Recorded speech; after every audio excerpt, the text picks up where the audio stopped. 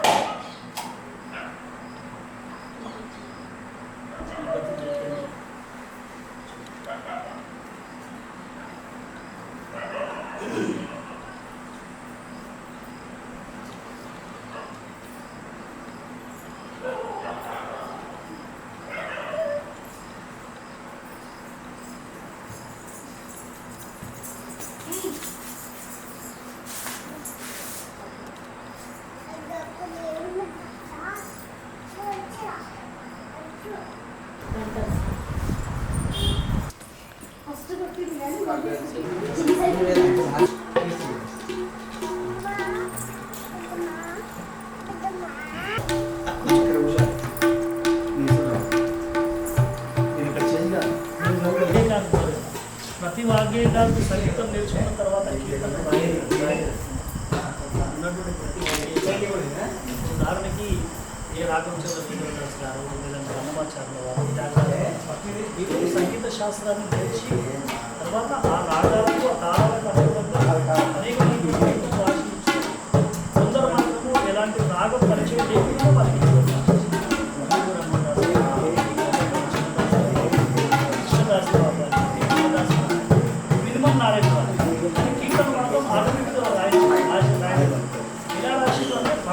వాళ్ళ హృదయంలో నిర్మాణమైన వాళ్ళ హృదయంలో తీసేసుకుంటారు. వాళ్ళ భావం ఇలా ఆయన మనసులో ఏ భావం వస్తే ఆ భావానికి అనుకూలంగా పదజాలను తెలుసుకొని పాట పాడుతూ లేదంటే అటువంటి పద్ధతిని భావ సంగీతం.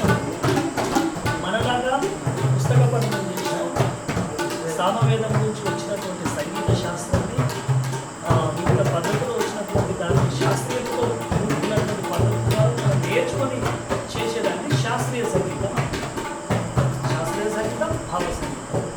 శాస్త్రీయ సంగీతంలో రెండు పద్ధతులు మన దక్షిణ భారతదేశం కర్ణాటక, తమిళనాడు, కేరళ, తమిళ, ఆంధ్రప్రదేశ్ ఈ ప్రాంతంలో కూడా కర్ణాటక శాస్త్రీయ సంగీతం మన భాషకు అనుకూలంగా తీర్మానం.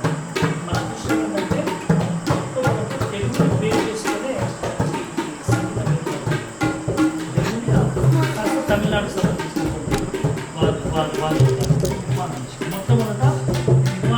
మొట్టమొదటి ప్రారంభమైంది పురంధరదాస్ వారు కర్ణాటక శాస్త్రీయ సంగీతం. హిందుస్థానీ శాస్త్రీయ సంగీతాన్ని పుస్తక రూపం క్రమబద్ధీకరణ చేసినటువంటి వారు విష్ణునారాయణ భాత్ఖండే గారు. విష్ణునారాయణ భాత్ఖండే గారు హిందుస్థానీ శాస్త్రీయ సంగీతం పితామహుడు అంటారు.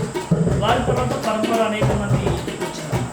ఇక్కడ మనకు పురంధరదాస్ వారి తర్వాత త్యాగరాజుల వారు, ముత్తుస్వామి దీక్షితుల వారు, అన్నమాచార్యుల వారు అనేక మంది స్వరూపం తీసుకొచ్చారు.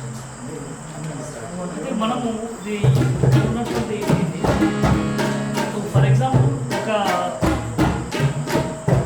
కుటుంబంలో ఇద్దరు పిల్లలు ఎలాగో, ఇద్దరు కొడుకులు ఎలాగో, ఒక తల్లిదండ్రికి ఇద్దరు అబ్బాయిలు ఎలాగో శాస్త్రీయ సంగీతాన్ని ఈ హిందుస్థానీ శాస్త్రీయ సంగీతం, కర్ణాటక శాస్త్రీయ సంగీతం అనే వారు ఇద్దరు అబ్బాయిలు అది తీసుకున్నటువంటి ప్రామాణికం అంతా కూడా వేదమే, సామవేదం నుంచి వచ్చినటువంటి అంశమే. ఉత్తర భారతదేశంలో ఉన్నటువంటి వాళ్ళు అక్కడ మాతృభాష, అక్కడి భాష హిందీ, గుజరాతీ, మరాఠీ, గుజరాత్ అదే పంజాబీ ఈ భాషలకు అనుకూలంగా అక్కడక్కడ ఉన్న భాగ్యకారు సంగీతాన్ని నేర్చుకుంటూ వచ్చారు. మొత్తం మీద హిందీ సింహభాగంగా మీరేం చేయాలంటే నాకు కొంత టైం కేటాయించండి. నేను పాడే